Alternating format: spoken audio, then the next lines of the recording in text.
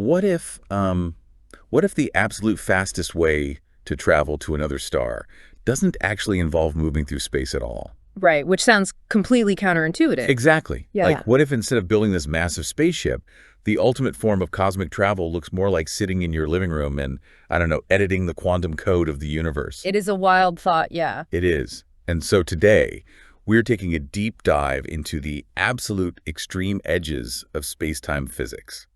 We're exploring what happens when the very fabric of our reality is stretched, torn, or just, bypassed altogether. And we really have an incredible amount of material to synthesize for this. Oh, a massive stack. We've got deep physics papers from ResearchGate, some groundbreaking university press releases on quantum gravity from early 2025.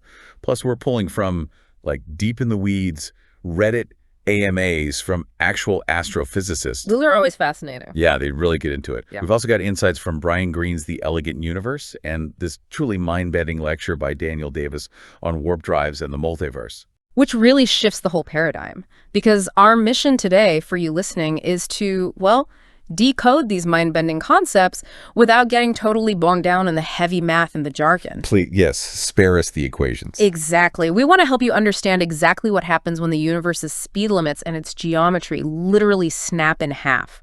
Because understanding something as destructive as a black hole might actually be the key to traversing the multiverse. Okay, so let's start right there. The universe breakers. Yeah. Before we can even talk about traveling through space-time, we have to look at the objects that stretch it to its absolute breaking point, right? Black holes. And, you listening probably know the basics of black holes, so we can skip the standard definitions. But the astrophysics papers in our stack highlight this really fascinating paradox. From the outside, black holes are, like, astonishingly simple. They really are. There's this concept called the no-hair theorem, which basically says a black hole can be completely described by just three properties. Yeah. Mass, spin, and charge. So all the complexity of the star that collapsed to form it, the chemical composition, the turbulent magnetic fields, it's all completely erased. It's all gone. It becomes a purely geometric object. What? Literally a perfectly smooth distortion in space-time defined by just those three numbers. Just three numbers. Yeah. But the sheer scale of that geometric distortion can be incomprehensible. I mean, look at TON 618. Oh, man. Yeah. Right. It's currently the largest known black hole, and its mass sits at a staggering 66 billion times the mass of our sun. 66 billion. That is just, I can't even picture that. Right. Well, theoretically, the limit for formation usually caps around 50 billion solar masses, so this thing is just an absolute monster. The gravitational pull is so immense that it fundamentally alters the local geometry of the universe. Okay, let's unpack this, because here is the real mind bender for me in the research. Yeah. We all tend to picture a black hole as this incredibly deep pit that you fall into, right? Like a spatial destination. Right, like a hole in the ground. Yeah. But the math of relativity suggests that once you cross the event horizon, space and time essentially swap roles. Yes. And this is perhaps the most misunderstood concept in popular physics. The singularity at the center of a black hole is actually not a physical point in space that you are falling toward. Wait, it's not a place. No. Because of how extreme the curvature of space-time is, the singularity actually becomes an event in your future. Okay. My brain just broke a little bit. Think of it this way. In normal space-time, your light cone, which is basically the map of all your possible future paths, points forward in time, right? Right. You have the freedom to move in any spatial direction, left, right, up, down, but you must move forward in time. Right. I can't walk to yesterday. Exactly. Inside a black hole, the curvature of space-time is so radical that the light cones literally tip over. The spatial direction pointing toward the center actually becomes the forward direction of time. So falling toward the center is literally just moving into the future. Precisely. The singularity becomes an event that is going to happen to you. Just as you cannot stop the universe from ticking forward to tomorrow morning inside a black hole, you cannot stop your trajectory toward the singularity. So if you fall into a black hole, it's like being stuck on a moving walkway, but the end of the walkway isn't like the exit door, it's literally tomorrow morning. That is a perfect analogy, yeah. You can fire your thrusters to move forward, backward, left, or right inside the horizon, but you are inexorably carried toward that future moment. Okay, but wait, I have to push back on this. Go for it. If the singularity is a time and not a place, does it actually physically exist? Yeah. Because if it's defined as a moment where density becomes infinite and volume becomes zero, That sounds less like a physical reality and more like a mathematical glitch. Doesn't infinity in physics usually just mean the equation is broken? Yes. Yes, it does. And honestly, physicists despise the singularity. Oh, absolutely. It behaves exactly like a universal divide by zero error in the math of general relativity. When a theory produces an infinity, it is almost always a sign that the theory is incomplete, not that the universe actually contains an infinitely dense point. Which leads to a massive question. Right. What if the universe simply doesn't allow singularities to form in the first place? And that leads perfectly into this massive breakthrough from the early 2025 papers. So researchers from the University of Barcelona demonstrated something incredible. They showed that pure gravity can create regular black holes. And by regular, they mean black holes that do not possess a singularity at all. Which is huge. Yeah. And crucially, they did this without relying on any hypothetical exotic matter. Right. And to understand why this is revolutionary, we have to look at how gravity behaves at the absolute smallest scales. Previously, to stop a black hole from collapsing into an infinitely dense point, theoretical physicists had to basically artificially inject imaginary negative energy matter into their equations. Just to push back against the crush of gravity. Exactly. But the Barcelona team utilized higher-order quantum gravity correction. Meaning they factored in how gravity behaves when things get down to the quantum level. Yes. Normally, we think of gravity as a strictly attractive force. It pulls things together. But the mathematics of quantum gravity suggests that when the curvature of space-time becomes incredibly sharp-like, approaching the Planck scale, the geometry of space itself modifies. Okay. These quantum corrections act as a natural repulsive force. The geometry pushes back. It halts the collapse of the star's core just fractions of a fraction of a millimeter before that divide by zero moment occurs. Wow, so the black hole has an incredibly dense, ultra-compact core, but not an infinitely dense point. It just stops shrinking. It stops shrinking, but the implications of a non-singular core get significantly wilder when we introduce evaporation. Oh, Hawking radiation. Right. A 2024 paper by physicists Davies, Eason, and Levin takes this concept of a regular black hole and follows it to its logical conclusion. We know from Stephen Hawking's framework that black holes slowly evaporate over billions of years by emitting radiation. But if a black hole doesn't have an infinitely dense singularity at its center, if it has a physical core locked in by quantum gravity repulsion, it can't just evaporate completely into nothing, right? Exactly. It leaves behind a remnant. The Davies paper details how, as the black hole shrinks down, the quantum gravitational effects that halted the initial collapse also prevent the final stages of evaporation. The radiation just stops. It just stops. And what is left behind is a completely stable microscopic speck called a Planck mass remnant. It weighs about 10 to the negative 8 kilograms. That's like roughly the weight of a grain of sand, right? Or a human eyelash, but compressed into a subatomic space. Yes. And because these remnants are stable, completely dark, and interact only through gravity, they just accumulate. Wait. Yeah. The staggering conclusion of the Davies paper is that these microscopic remnants, the ghosts of black holes that evaporated in the fiery chaos of the very early universe, could account for all the dark matter in the observable universe today. Okay, hold on. So what does this all mean for you and me looking up at the night sky? Are you saying we're essentially swimming in a soup of microscopic, burned-out black hole ghosts? The math strongly points in that direction, yes. The invisible gravitational scaffolding that holds the Milky Way together, the unseen mass that dictates the spin of galaxies. It might just be trillions upon trillions of microscopic dead black holes passing harmlessly through us and our solar system right now. That is deeply unsettling. It is a bit spooky, yeah. But totally amazing. I mean, it resolves the divide by zero error beautifully. By mathematically curing the disease of the singularity, physics might have accidentally solved the greatest mystery of modern astronomy. It's a very elegant solution. But it begs another question for me. If regular black holes stop short of a singularity because the geometry of space pushes back, what actually does happen to the fabric of space when things get unimaginably small and dense? Like, can the fabric actually rip? Well, to answer that, we have to look at the insights from Brian Greene's The Elegant Universe, because we have a fundamental conflict in modern physics. Right, relativity versus quantum mechanics. Exactly. General relativity demands that the fabric of space is smooth and continuous, like a perfectly stretched sheet of rubber.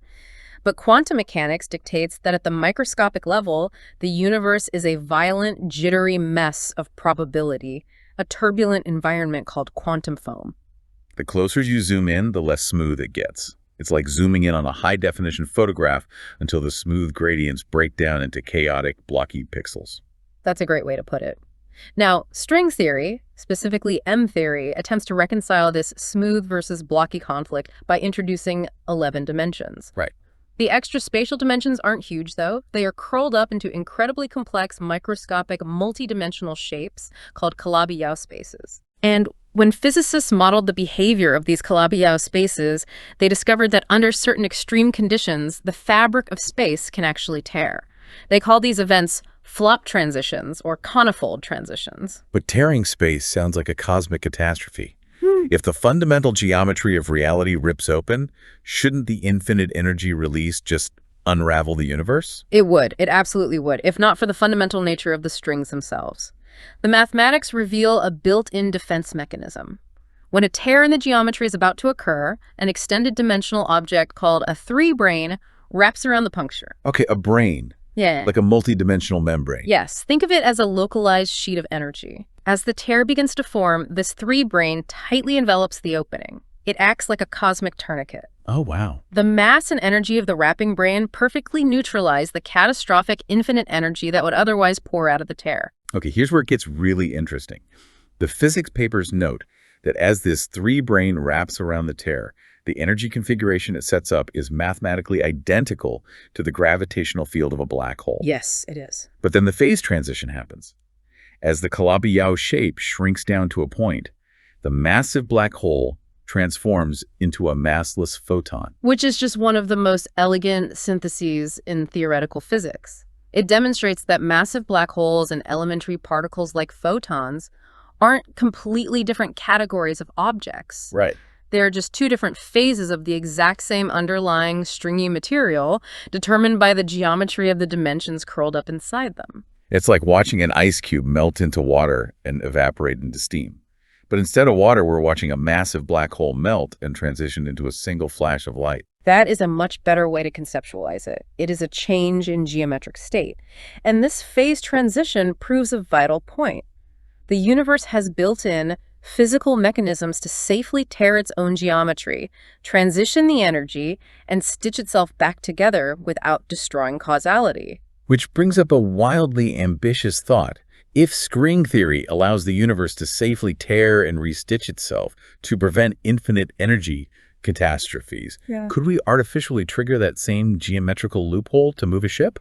Like, could we sculpt space-time to surf across the universe? You are talking about warp drives. I am absolutely talking about warp drive. Often relegated to science fiction, yes. But as astrophysicist Daniel Davis explains in his lecture on warp mechanics, the concept is solidly grounded in the mathematics of general relativity. Right. The famous Alcubierre metric details how a drive could compress space-time in front of a ship and expand space-time behind the ship. So locally, the ship never actually exceeds the speed of light. In fact, it sits perfectly still inside a bubble of flat space. It's the space around the ship that is doing the moving. It's basically like standing still in a cosmic conveyor belt. Exactly. But the massive hurdle has always been what Davis calls the cosmic invoice. To bend space that violently, to literally expand the metric of the universe behind a ship. The original 1994 equations required literal universe-breaking amounts of exotic negative energy. Right. A form of energy that has negative mass, which might not even exist in macroscopic quantities. Probably doesn't, yeah. So the invoice seemed impossible to pay. But the recent literature shows the math is evolving. Physicist Jose Natario proposed a drive with zero expansion. He demonstrated that by fundamentally changing the shape of the warp bubble, you drastically lower the energy requirement. Which was a big step. Yeah, and then Harold White modeled pulsed bubble walls that reduce the strain even further. But the biggest shock comes from recent models by Bobrick, Martyr, and Lentz, who suggest that positive energy warp drives might actually be possible without exotic matter. This is a monumental shift. By carefully engineering the shaping function of the bubble, essentially making the walls of the warp bubble incredibly thick, or altering the gradient of the space-time distortion, these physicists found mathematical loopholes. So cool. These loopholes satisfy the weak energy condition of physics, meaning the space-time bending can theoretically be achieved using normal positive energy matter. No magical negative energy required. But I have to push back on this optimism for a second. Okay.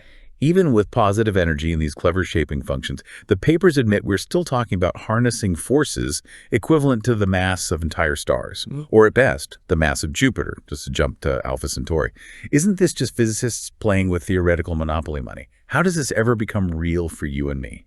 It's a very fair criticism. The energy requirements are currently a matter for a civilization far, far more advanced than ours. But the energy bill getting smaller on paper proves that warp drives aren't strictly forbidden by physics. They are an engineering problem. And honestly, energy isn't even the biggest problem with warp drives. It's not. No.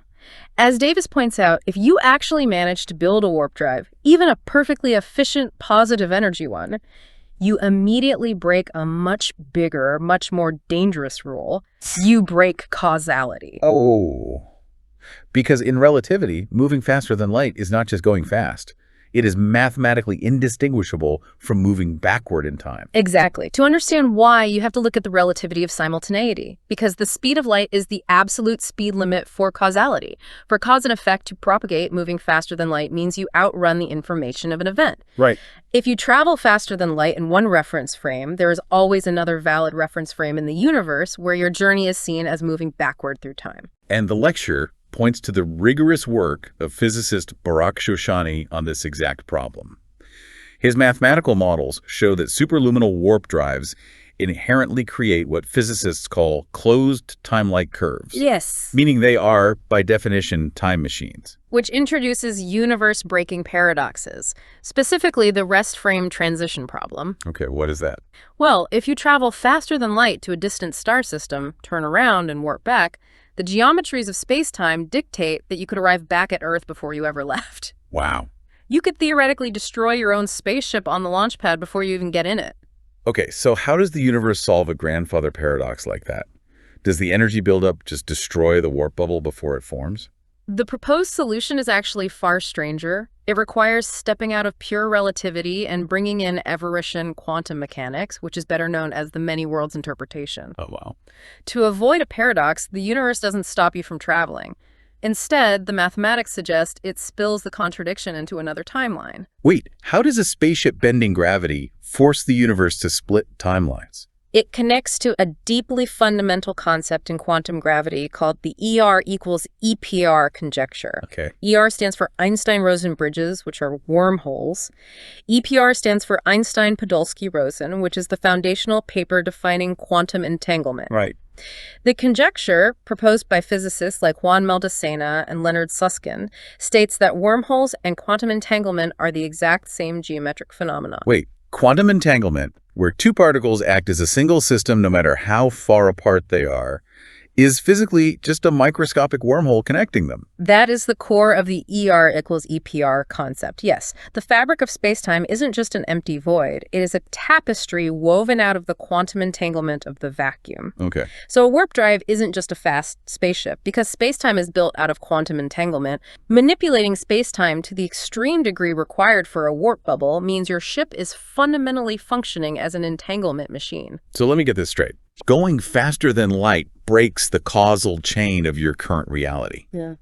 But because you are interacting with the deeply entangled structure of the vacuum, the sheer energy of your superluminal trip forces a branch in the quantum wave function. Exactly. So you arrive safely at your destination, but you arrive in a parallel universe, a parallel branch of the many-world structure. You jump to a different branch of reality, yes. It's like taking a shortcut through a neighborhood alley to beat traffic, but the sheer act of driving down that alley physically transports you to a parallel city where you were never born.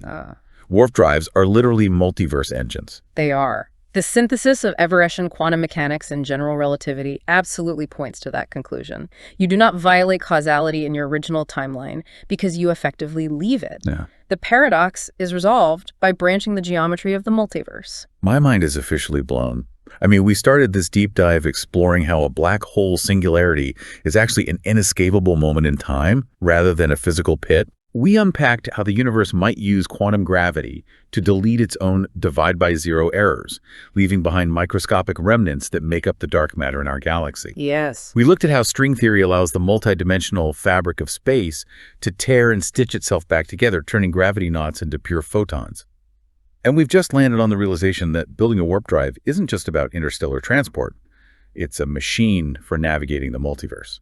It forces us to completely redefine what it means to travel. But if we pull on that final thread, the ER equals EPR conjecture, where wormholes physically equal quantum entanglement, it leaves us with one final, deeply provocative implication that goes even further than spaceships. Oh, lay it on me. Think about the mechanism we just discussed. If every entangled quantum particle in our universe is connected by a microscopic wormhole, and manipulating that entanglement is the fundamental physical mechanism for accessing other branches of the multiverse, what if we never actually need to build a massive Jupiter-powered spaceship? What if, one day, a sufficiently advanced quantum computer could simply manipulate enough entangled states on a server rack to literally download information directly from a parallel timeline without anyone ever having to leave the room? Oh, wow. You wouldn't need to fly to the edge of the map to find what's out there. Yeah. You could just rewrite the map and access parallel realities from your desk. That is incredible. Well, thank you for joining us on this deep dive. Keep questioning the fundamental nature of the universe around you, and we'll catch you next time.